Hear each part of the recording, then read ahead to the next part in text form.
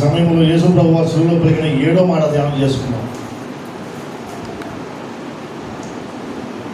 మొదటి 6 మాటలు చెప్పారు.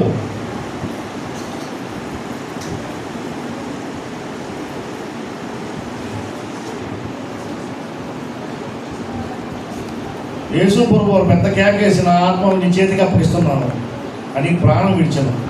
ఈ మాట నాలుగు సువార్తల్లో ఉన్నాయి. మత్తయి సువార్త 27:50, మార్కు సువార్త 15:30, లూకా సువార్త 23:46, యోహాను సువార్త 19:30. యేసుక్రీస్తు వారు 7 మనసులలో పలికిన పెద్ద కేక వేసి ప్రాణం వేశాడు. యేసు గొప్ప శబ్దంతో కేక వేసి లూకా సువార్త 23:46 ఉన్నది.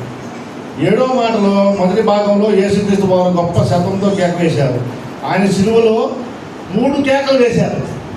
అవి ఏమిటంటే, తండ్రి తన చేయి విడిచినప్పుడు కేక వేశాడు. తండ్రి తన చేయి విడిచినప్పుడు మొదటి కేక వేశాడు. రెండవ కేక సమాప్తమైందని చెబుతూ కేక వేశాడు. మూడవది ఆత్మ తండ్రికి అప్పగిస్తున్న ముందు గొప్ప శబ్దంతో కేక వేశాడు. ప్రభువు తన శక్తినంతా కూడబెట్టుకొని కొరడాలతో కొట్టిన దెబ్బలకి చెమట రూపంలో రక్తం, నీరు, వారు వేసిన ఉమ్మి మొత్తం నీరుగా ప్రవహిస్తూ దేవుని దగ్గర శక్తి లేదు.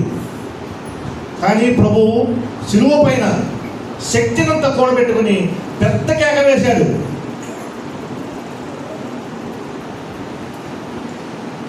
నా ఆత్మను నీ చేతికి అప్పగిస్తున్నానని చెప్పేసి.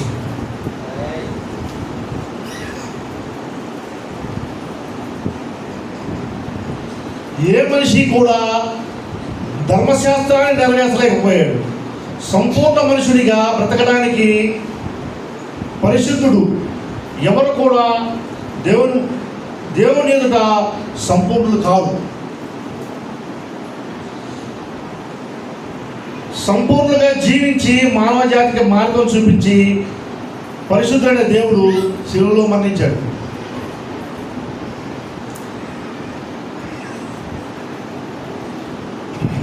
తండ్రి నా ఆత్మను నీ చేతికి అప్పగిస్తున్నాను. అందులో 5 మాటలు ఉన్నాయి. ఒకటి, యేసుక్రీస్తు వారు తన ప్రాణం తండ్రి చేతుల్లో పెడుతున్నానని ప్రవచనంలో ఉంది. కీర్తనలు 31:5.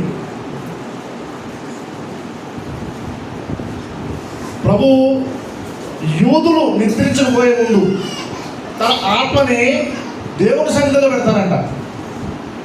యూదులు నిద్రించకపోయే ముందు తన ఆత్మని దేవుని సన్నిధిలో పెట్టి మళ్ళీ ఉదయం లేచే ముందు ఆత్మను తీసుకుంటారంట. అలాగే యేసుక్రీస్తు వారు తన తండ్రి చేతులకు ఆత్మను పెట్టి తిరిగి తీసుకున్నాడు 3వ రోజు. ఆ శరీరాన్ని కుళ్ళు పట్టనివ్వకుండా.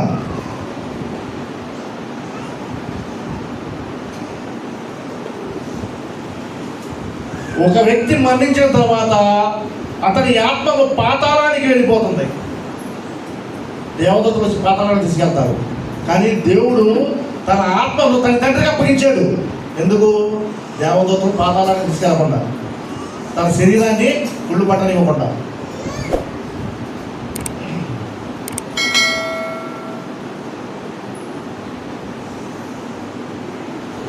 నీ పరిశుద్ధ దేవుని శరీరం కుళ్ళు పట్టనివ్వకుండా దేవుడు తన ఆత్మను తండ్రికి అప్పగించాడు. మాట ఏమిటంటే, మనకు మాదిరి చూపించడానికి తండ్రి తన ఆత్మ నీ చేతికి అప్పగిస్తున్నాను అని మరణించాడు. స్టెఫెన్ తెలుసా మీకు అందరికీ? బైబిల్లో ఉన్నారు తెలుసా? నాకు తెలుసా? స్టెఫెన్ కూడా ఇలానే దేవునికి చెప్పాడు. అపోస్తలులు 7వ అధ్యాయం 59-60 వచనాలు ఉంది. 59లో దేవా తండ్రి ఈ చేతికి నా ఆత్మను అప్పగిస్తున్నాను అని చెప్పాడు. ఈ పాపం వీరి మీద మోపవద్దని ప్రాణం విడిచాడు. ఇందులో 4 కారణాలు ఉన్నాయి. గొప్ప శబ్దంతో కేక వేశారు, అది విజయ కేక. దేవుడు శిలువ పైన పెద్ద కేక వేసి తన శక్తి అంతా కూడబెట్టుకొని పెద్ద కేక వేశాడు. ప్రభువా, నా ఆత్మని చేతి, తండ్రి నా ఆత్మని చేతికి అప్పగిస్తున్నాను. అది విజయ కేక.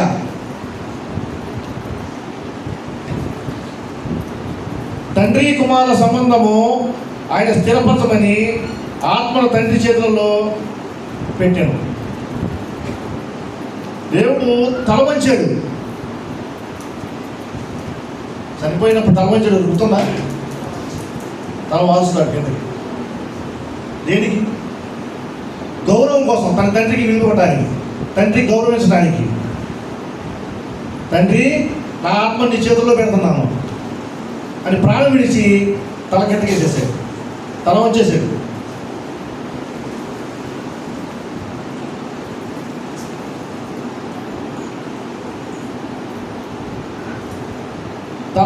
తల వంచడం అనేది చేతకాంతరం కాదు. దేవుడు చాలా గొప్పవాడు. ఏదైనా చేయగల శక్తి ఉంది. ఆయన సిలువను తప్పించుకునే శక్తి లేదా? ఉంది. కానీ మన కోసం పాప భారాన్ని మోసి మన పాపాల నుంచి రక్షించడానికి ఆయన సిలువలో వేలాడు.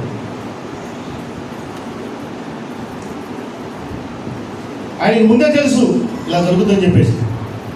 యోహాను సువార్త 10వ అధ్యాయం 18లో ఉంది ఇలా జరుగుతుందని చెప్పేసి. ఎవరు నా ప్రాణం తీయరు, నా అంతటా నేనే ప్రాణం పెట్టుతున్నాను. ప్రాణం పెట్టుటకు తీసుకున్నటకు అధికారం ఉన్నది. ఆజ్ఞ నా తండ్రి దగ్గర తీసుకున్నాను. ఆయన ప్రాణం పెట్టడానికి ఎవరో కూడా అధికారం లేదు. తానంతట తానే వెళ్ళాడు, వాళ్ళకి లొంగాడు, కొరడా దెబ్బలు తిన్నాడు, రక్తం చిందించాడు, ఎన్నో బాధలు పడ్డాడు. ఆయన అందరికీ లొంగాడు కాబట్టి అంతమందిని రక్షించాడు. ఆయన అందరూ నాకు రక్షించుకోలేడా? శక్తి ఉంది. కానీ మన పాపం నుంచి మనల్ని కాపాడాలి. ఇలా ఆజ్ఞ తీసుకున్నాడంట. యేసు ప్రభు అని ఈ ఆలయం పడగొట్టండి, నేను 3 రోజుల్లో నిర్మిస్తాను. యేసు ప్రభు అనే దేవాలయం సిలువలో మరణించిన పిమ్మట 3వ దినాన దేవాలయాన్ని పునరుద్ధరణ జరిగింది. తిరిగి లేచాడు. 3వ రోజు దేవుడు లేచాడు. ఏమన్నాడు? ప్రభు, ఈ దేవాలయాన్ని పడగొట్టండి, 3 రోజుల్లో నేను నిర్మిస్తానన్నాడు. అలాగే ప్రభు కూడా 3వ దినాన్ని చనిపోయిన తర్వాత 3వ దినాన్ని లేచాడు. దేవుడు అనే ఆలయం. మానవ జాతిలో ఎవ్వరు కూడా సంపూర్ణులు కాదు. యేసుక్రీస్తు ఒక సంపూర్ణుడు. అయినా సిలువలో బిగ్గరగా కేక వేసి మానవ జాతిని పాపం నుండి విముక్తులను చేయడానికి తన రక్తం సిలువలో చిందించి మానవ జాతి పాపాన్ని రక్షించుటకు సిలువలో బిగ్గరగా విజయోత్సాహంతో కేక వేసి సంపూర్ణంగా గెలిచాడు. తండ్రి, నీ చేతికి నా ఆత్మను అప్పగిస్తున్నాను.